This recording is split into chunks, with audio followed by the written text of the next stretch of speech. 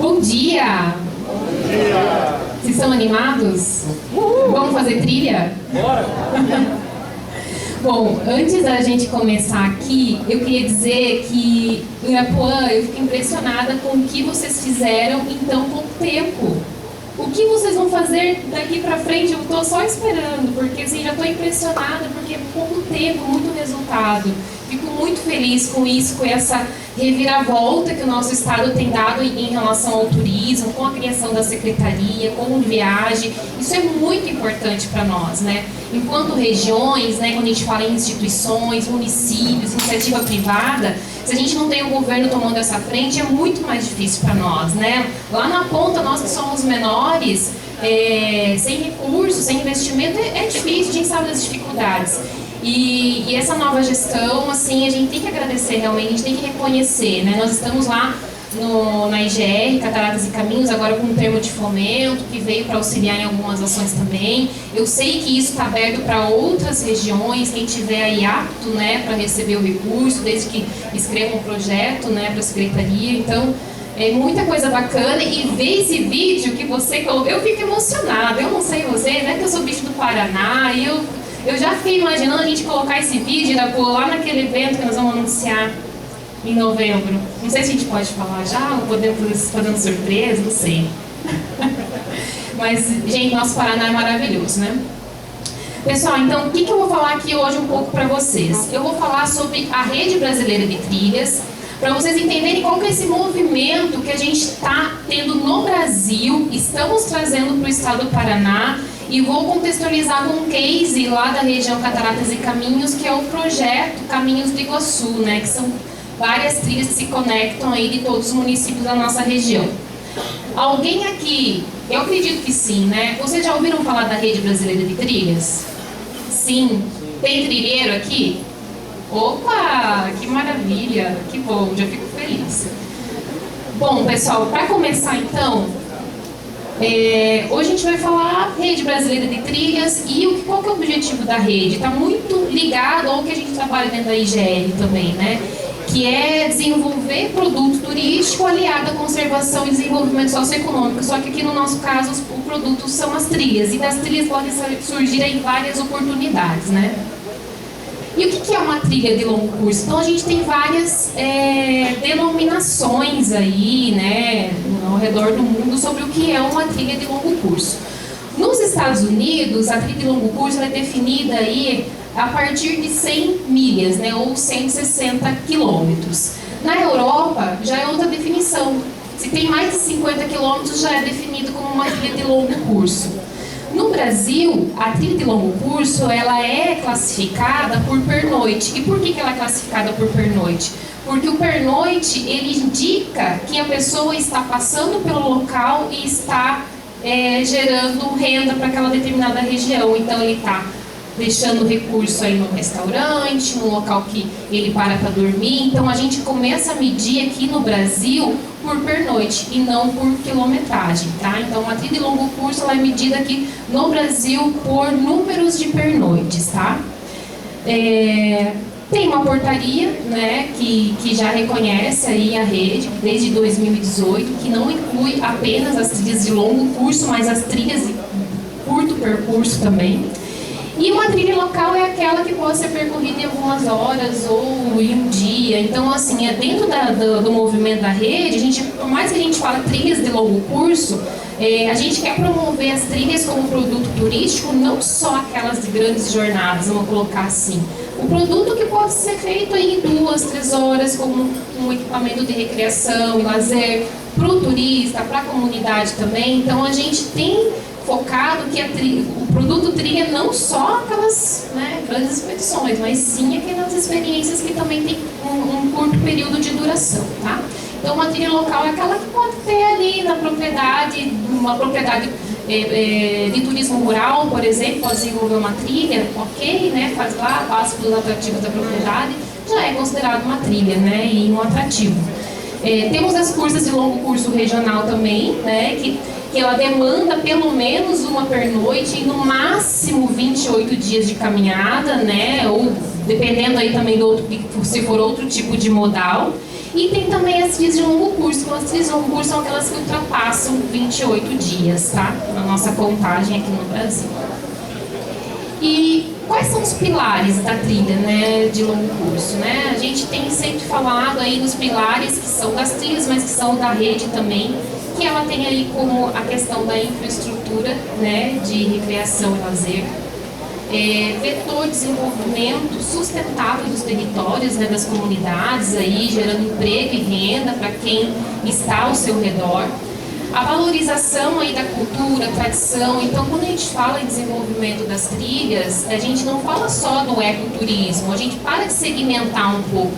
E quando aquele caminhante, o ciclista, ele está fazendo aquele percurso, ele está vivenciando tudo que tem nessa região.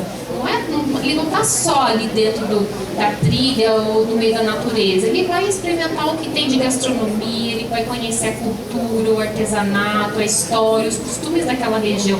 Então, quando a gente fala desse produto, ele é muito mais do que só ecoturismo, turismo de aventura e natureza, né? Então, é tudo isso que envolve toda aquela região. E daí a gente tem aqui como também os grandes corredores verdes, né? Porque a gente sempre fala que as trilhas, elas vêm também como uma ferramenta de conservação.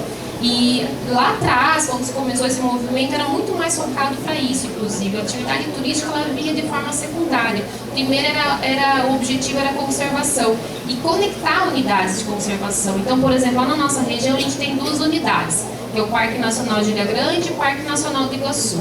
A gente quer conectar, no meio só tem plantação de milho e soja. O que a gente faz para minimizar o impacto de tudo isso, né? A gente tem que começar a restauração de algumas áreas, né? Então, esse é o objetivo, né? Quando a gente fala de conservação, é utilizar as trilhas também como ferramenta disso e introduzir a sociedade, a comunidade como grande aliado da conservação do meio ambiente, né? Então, a gente trabalha muito essas bandeiras também.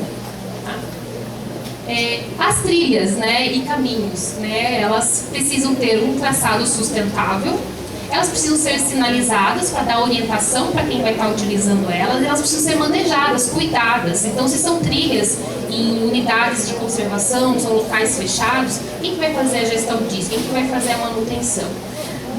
Lá no nosso território, por exemplo, a gente utiliza muitos caminhos rurais. Então, a gente precisa da iniciativa pública para ajudar a fazer essa manutenção, né? E, na verdade, é o papel deles, né? Fazer a manutenção, o manejo dessas estradas, né? Que elas estejam aptas para quem vai utilizar ali, faça isso com segurança e que seja uma experiência agradável, né? E ter uma rede empreendedora ativa e treinada. Então, quando a gente fala de todo esse movimento, se a gente não tiver dentro do percurso das trilhas a rede empreendedora capacitada e preparada, pode ser um tiro no pé. A gente pode desenvolver uma trilha muito bonita, mas se a gente não tiver meios de hospedagem, alimentação e todo o resto aí que precisa para abastecer e atender esse turista, pode ser uma experiência muito ruim, né? Pode ser um lugar lindo, mas se não tiver alguém preparado ali para atender e não tiver qualidade, pode ser a gente pode estar remando contra a maré, vou colocar assim, né? Então a gente precisa ter a rede empreendedora engajada, preparada, porque no final eles vão ser os principais beneficiados. Porque quando a gente fala desenvolver trilha para aliar desenvolvimento socioeconômico, a gente está pensando na comunidade, a gente está pensando no empresário, a gente está pensando na geração de emprego e renda. E a gente está pensando também na conservação ambiental, né? Melhorar ou conservar o nosso planeta para nós e para gerações futuras. Porque assim, tá bem difícil, né, gente? Se a gente não fizer algo agora, eu não sei como é que vai ficar daqui 50 anos, tá? Na verdade, dizem que o mundo não vai acabar. Eu também acredito, mas só vai ficar mais difícil de viver aqui, né? Enfim. O que a gente puder minimizar esses impactos, a gente tem que fazer. E vou mostrar para vocês aqui uma breve linha do tempo sobre as trilhas aí ao redor do mundo, tá? Bom, nós temos aqui, aí, eu não sei se vocês já ouviram falar da Appalachian Trail, que foi onde começou tudo isso, né, esse movimento das trilhas, né, no mundo. Então, em 1921, começou a ser instituída lá a Appalachian Trail.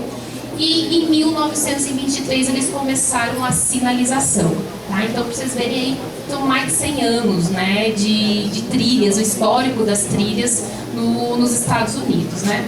Depois vem a Hungria, em 1938, a Europa começa a desenvolver o seu sistema também em 1946, é criado aí o Sistema Nacional de Trilhas em 1968 e assim por diante, né? Então, ao redor do mundo, as coisas foram acontecendo. Em 1997, é idealizada a trilha Transcarioca, que é uma das primeiras aí que receberam, inclusive, a sinalização do modelo da Rede Brasileira de Trilhas, tá? Então, em 1997, depois de muito tempo, no Brasil já começa esse movimento. Apesar de ter iniciativa, mas de forma ali mais consolidada, começou em 1997, tá? Também depois veio a Estrada Real e o Caminho da Fé em 2003. O Caminho da Fé hoje é um dos caminhos mais conhecidos, né, de trilhas de longo curso dentro do Brasil. Pelas suas ramificações, eles têm mais de 2.000 quilômetros, se eu não me engano, porque daí você pode partir de vários locais, mas tem um trajeto principal que o pessoal faz lá, que é de 318 quilômetros, se eu não me engano, 315 ou 318, que é saindo de Águas da Prata até lá o santuário de Nossa Senhora Aparecida, né? Depois eu vou mostrar dados econômicos do que gera o Caminho da Fé lá no território deles. Bom, começa em 2013, então, depois da idealização, tem o início do Transcarioca muito tempo depois, aí 2013, tá?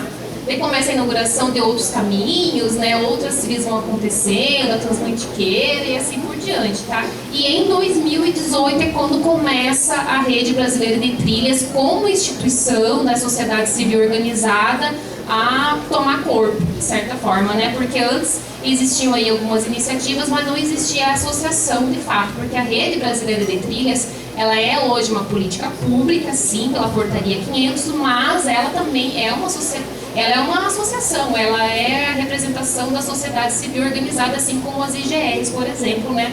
Mas aí com uma outra finalidade. Vou passar aqui agora. Daí teve o primeiro congresso em 2022, depois também teve o segundo congresso ano passado, e teve eles ganharam, eles não, né, agora eu sou parte disso, não posso falar eles, né, a gente ganhou lá em 2023 aí o prêmio, né, o maior prêmio que tem das trilhas no mundo, né, deu pela organização da rede no Brasil. Sistema de trilha, só para vocês visualizarem um pouquinho aqui, né, 103 anos depois, né, isso lá no sistema de trilhas nos Estados Unidos, possui uma identidade visual e um padrão de sinalização, então ok, né, isso já está super consolidado lá. O Sistema Nacional de Trilhas dos Estados Unidos possui mais de 95.000 quilômetros de trilhas sinalizadas. Eles têm uma lei federal que foi institucionalizada em 1968, hoje a gente não tem lei ainda, isso é uma luta que a gente precisa ter para que se torne lei, né, essa portaria. Interliga centenas de outras áreas protegidas de categorias diversas e possui 225.000 trilhas sinalizadas em todas as esferas administrativas. Eu vou mostrar um pouquinho para vocês.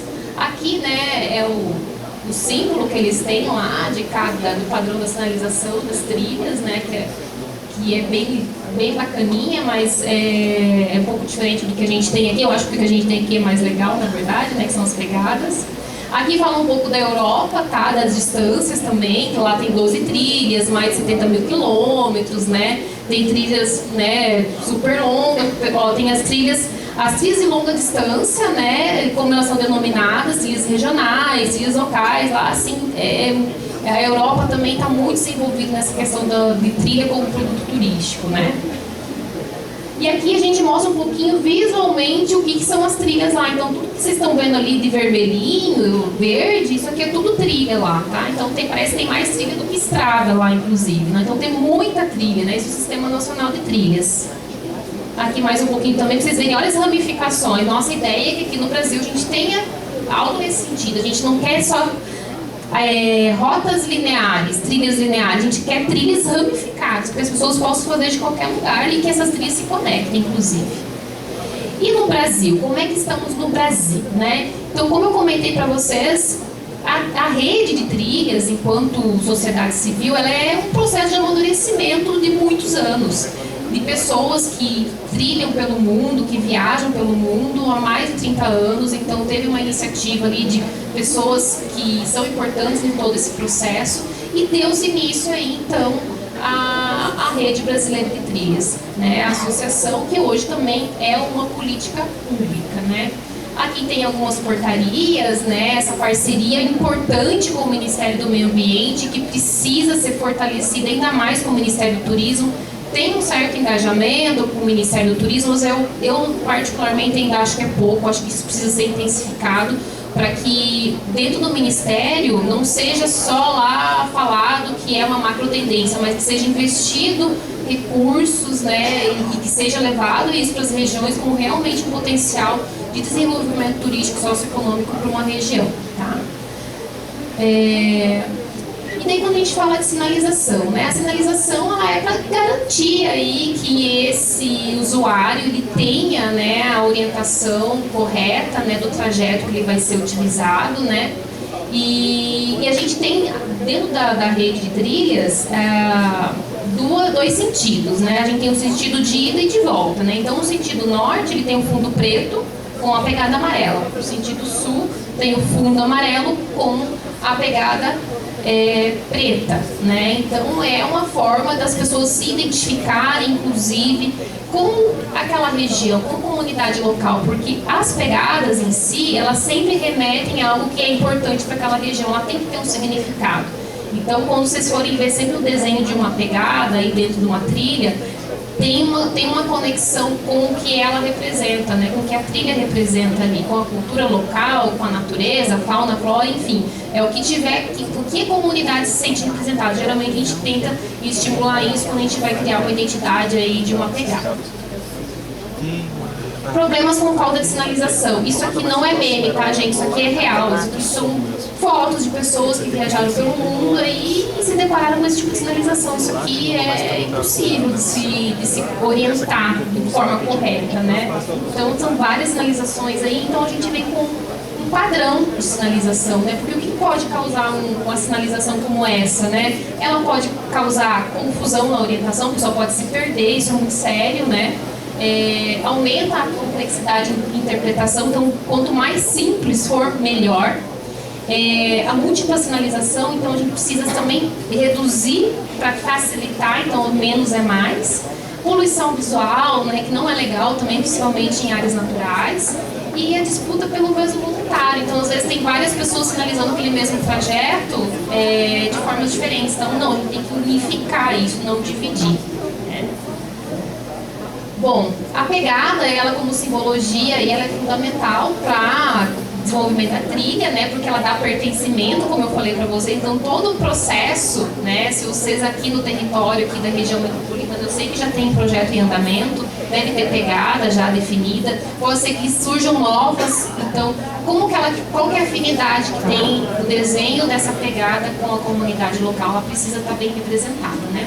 Tem que ter uma afinidade, aí um engajamento com a sociedade, né?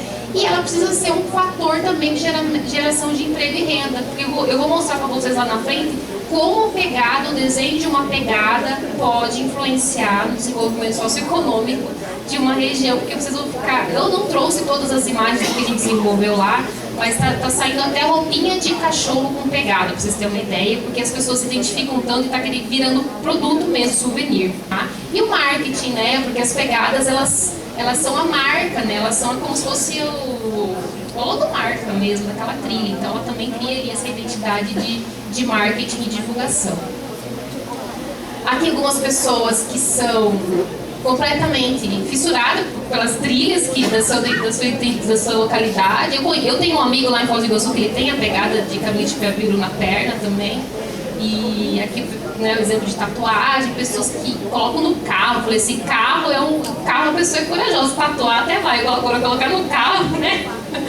Já é bem usado. Então, caneca, camiseta, lá na nossa região a gente inovou, tem outros produtos também. Isso aqui é um compilado do que tem aí acontecendo no Brasil, tá? Aqui as trilhas, né? O pessoal que já se identifica, tira uma foto, posta, né? As sinalizações ali, as imagens das sinalizações. Aqui são as trilhas que existem no Brasil, tá? As sinalizações, né? As trilhas já existentes, já são mais de 100 e poucas trilhas, tá? Espero que a de vocês, se não está aqui, em breve, né? Que esteja compondo aqui esse painel.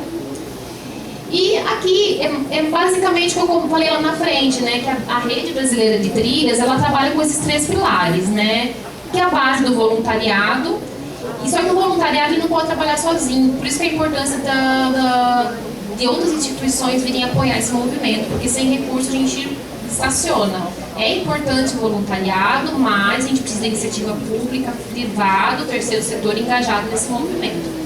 Mas o voluntariado é muito legal, porque gera pertencimento. É o voluntariado que faz ali, dá vida para a trilha, de certa maneira. Tá? São as pessoas que vão levar isso para frente, que agarram e que fazem isso acontecer. Então a gente tem lá, hoje a gente tem, né, a IGR fazendo a gestão do projeto, a gente tem apoio de editais, a gente tem apoio do governo, mas se não fosse o voluntariado, isso poderia ser um projeto de cima para baixo e que morreria. Então a gente precisa, na verdade não é de baixo para cima, a gente já não fala mais também de baixo, a gente fala que tem que ser de forma transversal, né? Ela tem que ser todo mundo junto, pegando na mãozinha ali e caminhando junto, né? Então ali quando a gente fala dos pilares, né? É a ferramenta de conservação, recreação, né? Saúde e geração de emprego e renda. E quando a gente fala de recreação, a gente está gerando e desenvolvendo equipamento de recreação, mas não é só para o turista. O Irapuã falou algo importante aqui, que a gente tem que pensar que primeiro o nosso cliente é a comunidade local. A gente precisa desenvolver. Tem tantas cidades que eles não têm um parque para as pessoas, né, passearem no final de semana. A gente precisa também pensar na nossa comunidade. O que a gente vai desenvolver para gerar lazer e recreação para a nossa comunidade também. Não é só para o outro que vem de fora. Primeiro tem que ser bom para nós, para depois ser bom para o outro, né? A gente que está aqui todo dia. Bom, daí que tem algumas informações um pouquinho repetidas, né, que estavam lá na frente, né, que foi reconhecida, né, a Rede de Trilhas como a melhor metodologia de sinalização de trilhas do mundo, né, tá, ganhou alguns prêmios legais, bacanas, que eu acho que só fortifica esse movimento da rede, que é novo, que desde 2018, né, é pouco tempo, 5, 6 anos que isso está acontecendo, e está acontecendo de forma muito rápida, né. Deixa eu passar aqui. Que mostra um pouquinho dos prêmios que ganhou. Está bem animada essa minha apresentação. Agora a gente falando um pouquinho do que tem de trilhas no Brasil, isso levantado em maio de 2024.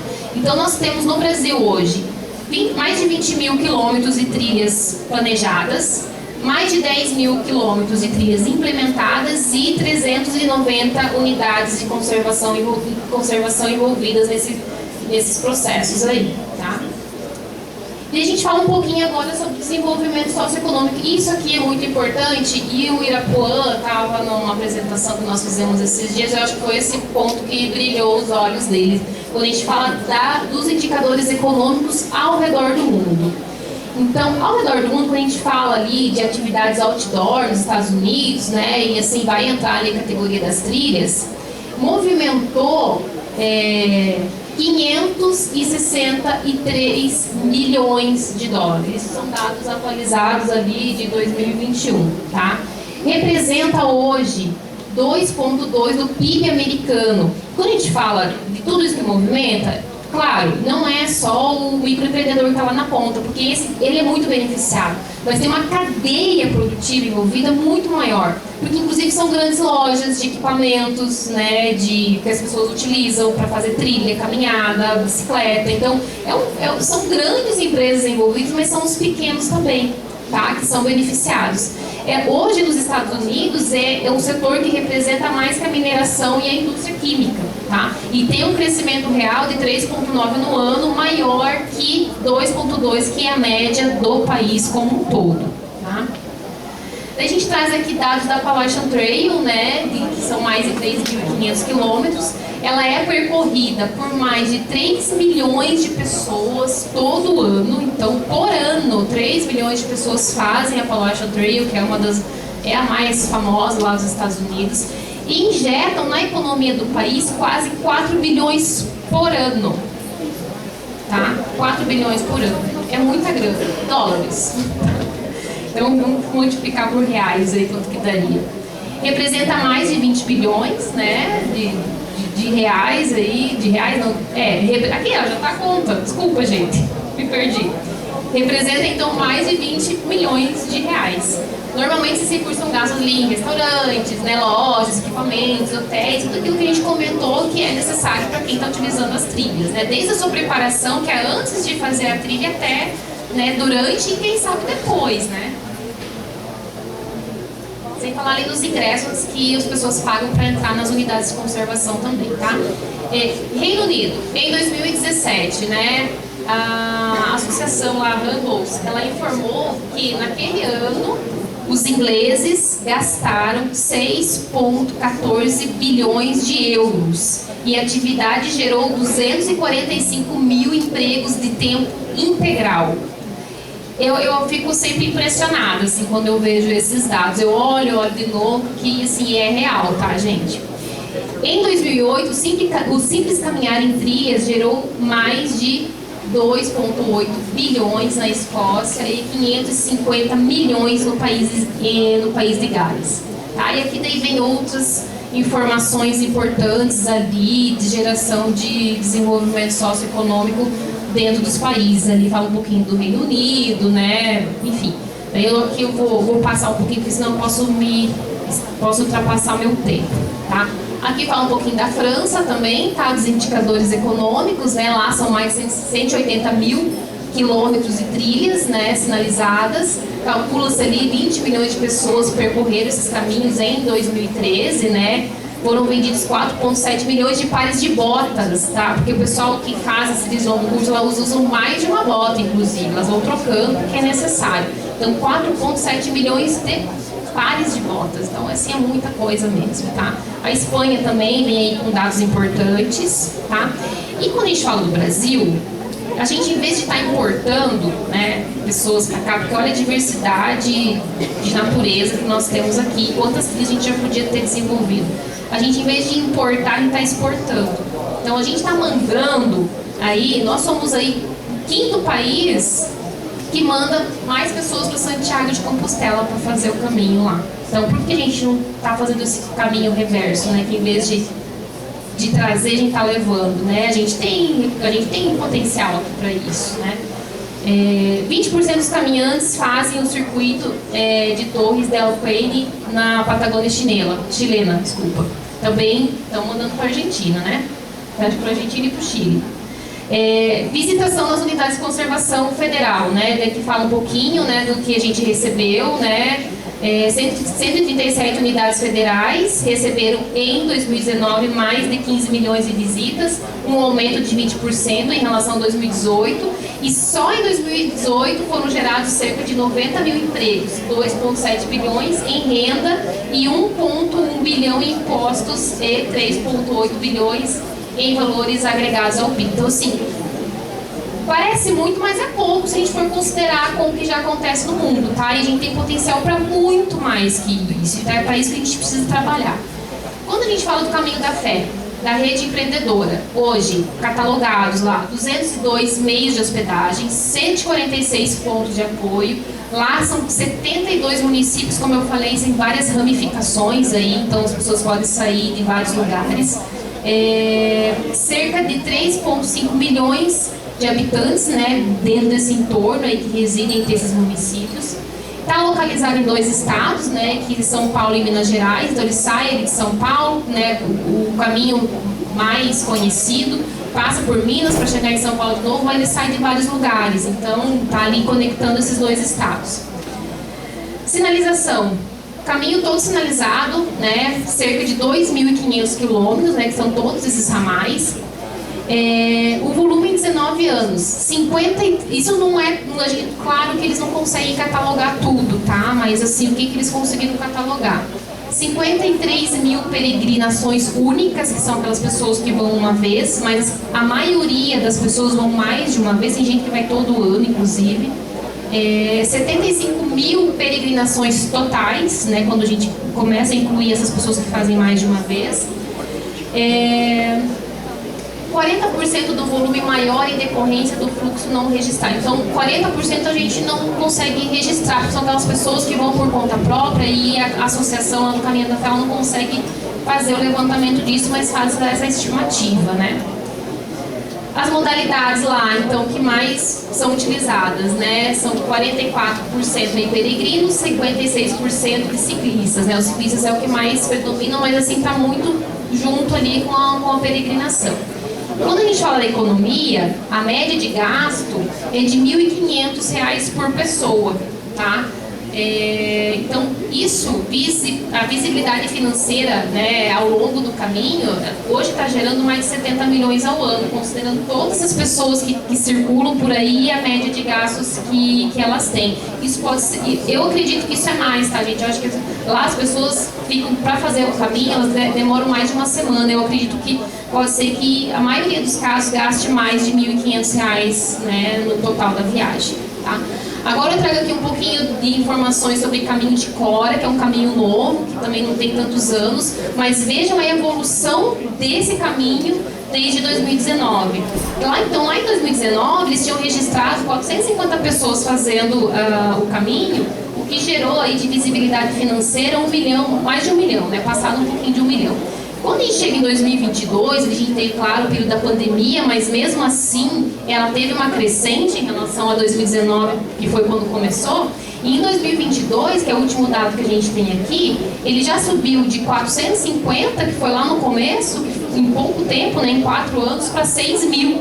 E isso deu uma visibilidade financeira lá na região de mais de 17 milhões de reais, tá? Um crescimento, assim, muito, né, assim, tipo foguete, vamos colocar assim, em pouco tempo, né, com um crescimento exponencial em muito pouco tempo, tá? Então aqui fala um pouco da distância, né, 300 quilômetros, dos 8 dias, não é uma trilha nacional, não é uma trilha nacional, uma trilha regional, né, por conta da duração. Foi inaugurado em 2018, né, e está lá localizado no estado de Goiás. E o perfil do visitante, né? Quando a gente fala do perfil do visitante, a gente sempre fala desses 3D aqui, que é disponibilidade, disposição e dinheiro. E quem tem disponibilidade, disposição e dinheiro hoje, na opinião de vocês?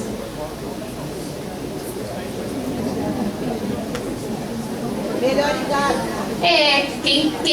Quem tá ali 40 a mais, 50 a mais, né? Já deu sua contribuição para a sociedade, né? Quer curtir a vida, entendeu? Então, assim, esse é o perfil de público que mais utiliza as trilhas hoje em dia, se a gente for colocar isso, né, dentro das pesquisas que foram feitas, tá?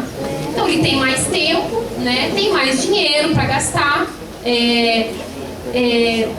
trabalha ali com o turismo, né, aliado com o turismo. As trilhas, além de ser uma atividade, ela trabalha com turismo, né, tem um longo curso, né, minimiza a sazonalidade. Então, na verdade, ali eles preferem viajar quando não é a alta. Então, para a trilha, para a região é muito legal isso. Eles não querem as grandes movimentações, isso ajuda a diminuir o impacto da sazonalidade. Tem muito o perfil do turismo regenerativo, que é aquele envolvimento com a comunidade, né, eles vão passando. Quando a gente fala ali, o slow travel e o regenerativo, eles estão muito casados também, né, porque é aquela viagem sem peça. Aí a pessoa vai curtindo ali a comunidade, fica mais de um dia, sabe, conhece o que tem na região, faz uma imersão na cultura, nos costumes, né, vai conhecer realmente o que tem, não faz aquela viagem corridona, né, batidona. Então, tudo isso aí é o que a gente tem identificado do perfil do visitante para as trilhas de longo curso, trilhas de médio ou até curto percurso, tá? Então elas podem fazer tanto longo quanto curto, né? E sai um pouco também do turismo comum, né? Tá aliado o turismo, visitar locais com a atividade das trilhas, tá? Eu vou passar aqui rapidinho, só para vocês entenderem como é que está o movimento da Rede Brasileira de Trilhas no estado do Paraná. A gente começou esse movimento, na verdade esse movimento já acontecia de forma muito íntima, assim, vou colocar assim, tímida na verdade, não íntima, né? E a gente começou a desenvolver um pouco mais, desenvolver as lideranças, desenvolver as pessoas no final do ano passado, depois do último congresso que teve em Niterói. Então, esse ano a gente já fez o primeiro seminário, que foi aí bem no período que teve do evento... Qual que é o nome daquele evento mesmo, da BAP, que tem no começo do ano? Expo Paraná, isso, né? A gente teve lá, paralelo à Expo Paraná, a gente teve o primeiro seminário, tá? A gente está estruturando um plano de trabalho, né? Criamos aí, hoje eu estou como diretora da rede no estado do Paraná, a gente está criando essa coordenação aí com as principais instituições e com pessoas, né, que são da área, para que a gente possa fazer um trabalho integrado, colaborativo, para que a gente possa propagar isso, né, a metodologia da rede, o movimento da rede dentro do estado. E a gente está se mobilizando agora para organizar o evento do Pan-Americano da Rede Trilhas no Paraná, que, né, a princípio é para ser em Foz do Iguaçu no ano que vem, tá? Então, esse ano o evento, inclusive, vai ser em São Paulo, ele acontece de 14 a 16 de novembro.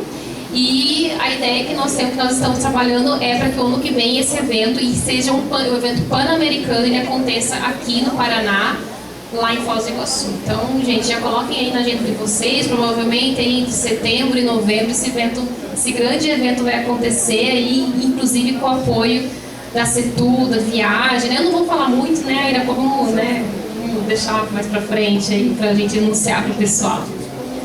E agora eu vou trazer aqui também. Quanto tempo eu tenho, Eros? Quem falou? É pra parar? É? Então tá, então não vou falar da Caminhos de Iguaçu.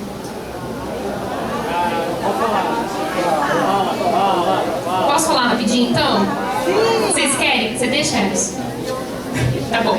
Pessoal, Caminhos do Iguaçu, então, é uma iniciativa da Detour Cataratas e Caminhos, da IGR lá da região. Na verdade, Caminhos do Iguaçu não é um nome que nós criamos, é um nome que já existia. Existiam pequenas iniciativas, mas quando a gente tomou conhecimento da Rede Brasileira de Trilhas, da metodologia lá em 2020, a gente idealizou conectar as duas unidades de conservação da nossa região, que é Parque Nacional de Ilha Grande e a Parque Nacional do Iguaçu, conectando os 19 municípios que fazem parte da nossa região, tá?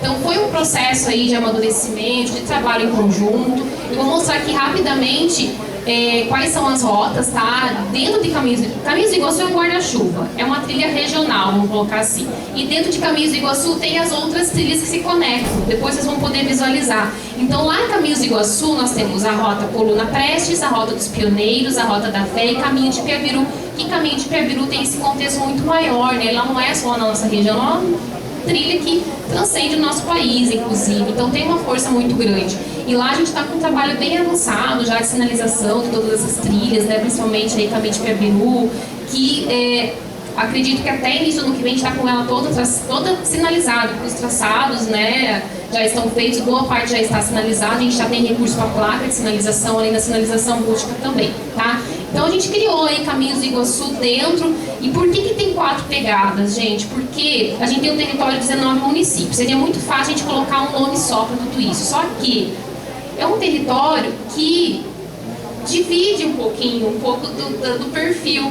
Então, lá, perto de Guaíra, o pessoal se identifica com a Rota dos Pioneiros, que era uma rota que já tinha sido desenvolvida. O que a gente fez foi prolongar ela um pouco mais para outros municípios. E lá tem todo um contexto histórico dos pioneiros. Enfim, não vou entrar em detalhes porque eu não tenho tempo. Depois nós temos a Rota da Fé, porque tem monumentos religiosos ali, vários monumentos religiosos, né, dentro de alguns municípios, e ali eles se identificaram com a Rota da Fé. Eu tentei, eu confesso, por exemplo, ia facilitar o nosso trabalho, fazer tudo Rota dos Pioneiros, mas a gente tem que escutar a comunidade. E ali eles se identificaram como Rota da Fé, assim como a gente identificou um outro território como Rota Coluna Prece, também tem uma história sensacional, e Coluna Prece poderia dar uma super rota, inclusive nacional, e Caminhos de Piabiru, tá? Não vou entrar no detalhe agora dessas rotas, tá? Então a Rota dos Pioneiros, ela é tanto aquática quanto terrestre lá no nosso território. Então começa lá em Guaíra, mas ela vem já de municípios antes, ali pelo Rio Paraná, e ali em Guaíra ele se conecta lá com o Lago de Itaipu, chegando até Foz do Iguaçu. E temos também a Rota Terrestre da Rota dos Pioneiros, tá? Aqui onde começa toda essa história, lá no Parque Nacional de Ilha Grande. Aqui uma remada teste. Na verdade, esse trajeto já está validado. Nós fizemos aí um trajeto para validar. Isso já está pronto para se colocar no mercado. E as pessoas, elas vão percorrendo essas rotas, e o que eu falei, elas vão conhecendo o que há de melhor na região. É isso que precisa ser feito. Tem que se introduzir os outros atrativos, né? A cultura, a gastronomia, a história, outros tipos de lazer. Então, tudo isso a gente foi... Claro que a gente vai ficar dando voltinha quando a gente começa a desenvolver uma trilha, mas a gente precisa dar essa informação e colocar a trilha no melhor trajeto possível para esse usuário, tá? Então a gente precisa informar que ali em Guaíra, quando ele começa em Guaíra, se ele quiser, ele pode comer o pintado da telha, que é um prato típico da região, tá? E assim por diante. Então precisa ser uma experiência mesmo, não é só uma viagem, precisa ser uma experiência, né? Que a pessoa vai levar a sua memória aí para a vida, enfim. Vai passando aí por cidades aí que tem gastronomia alemã, por exemplo, a cultura alemã, gastronomia alemã. Chegando aí tem várias coisas, tá? A gente super reduzir aqui. Mas aqui a gente já começa a Rota da Fé com alguns municípios, são 5 municípios que tem a Rota da Fé, e passando pelos monumentos religiosos. Esse aqui é o monumento da Santa Nossa Senhora Aparecida, que agora vai receber um santuário, inclusive. Morro da Salete, né, o Cristo Esplendor lá em Santa Helena, mas não passa só por isso, ele passa pelos balneários também, porque a gente não pode focar só no segmento religioso, ele tem que ser mais abrangente, a gente tem que, como eu já falei, reitero, precisa ser, não pode ser segmentado, só nichado, tem que envolver todos os segmentos, né? Turismo rural, né, por onde passam aí os rotas e caminhos também. Daí a gente chega aqui no caminho Coluna Prestes, tá, que compreende ali 4 municípios. Aqui o Obelisco lá. Gente, eu queria ter tempo para falar porque a história é muito legal, mas fica para outro dia. Vai passar por dentro da aldeia indígena, tá, também. Contexto aí com os povos originários também. Legal a gente envolver eles. É muito importante desenvolver o turismo de base comunitária, onde a gente tem essas comunidades. Né,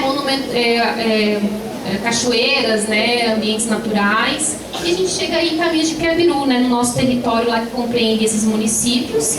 Aqui o Parque Nacional de Iguaçu, aqui vai passando por fora do parque, mas nós temos trilhas dentro do parque em parceria com o Parque Nacional que nós estamos desenvolvendo, tem trilha sinalizada inclusive.